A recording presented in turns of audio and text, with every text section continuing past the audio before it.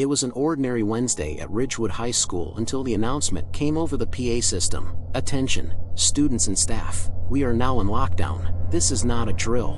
Panic rippled through the classrooms. Emily, a junior with a knack for bravery, felt a shiver of fear course through her veins. She glanced at her best friend, Sarah, who was already looking at her with wide, terrified eyes. Mr. Thompson, their history teacher, swiftly locked the classroom door and motioned for everyone to hide in the corner, away from the windows. For the first few minutes, the students sat in silence, exchanging nervous glances. The ticking of the clock seemed louder than ever, each second stretching into an eternity. Emily tried to focus on her breathing, but her mind kept racing back to the news stories about school shootings. Was this it? Was their school the next headline? Mr. Thompson attempted to calm the class, his voice steady but his eyes betraying his fear. "It's probably just a precaution," he said, though he didn't sound convinced. Emily appreciated the effort, but the dread in the room was palpable. Suddenly, a loud crash echoed through the hallway, followed by the sound of hurried footsteps. Emily's heart pounded in her chest as she tried to identify the source of the noise. The footsteps grew louder, closer. Whoever was out there was coming their way.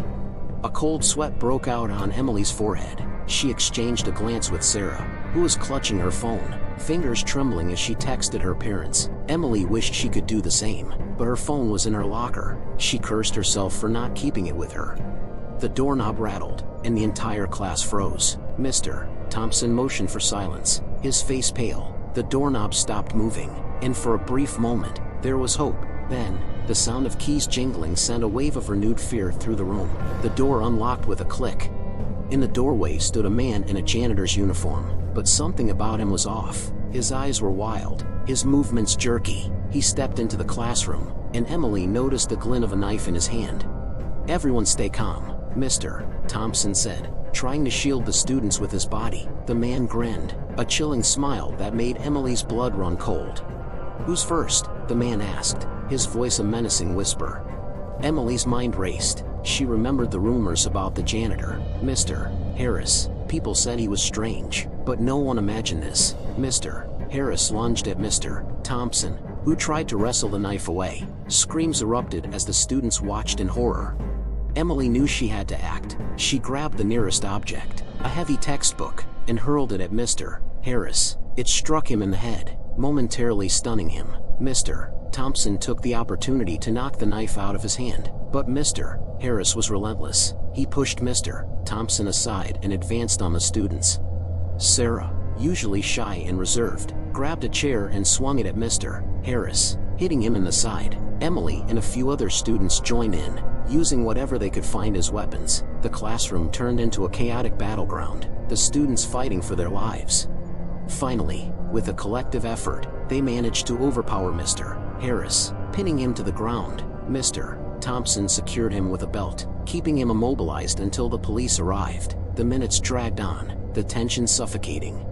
When the police finally burst into the room, there was a collective sigh of relief. Officers quickly took Mr. Harris into custody, while paramedics tended to the injured. Emily sat on the floor, her body shaking with adrenaline and fear. She glanced at Sarah, who was equally shaken but alive.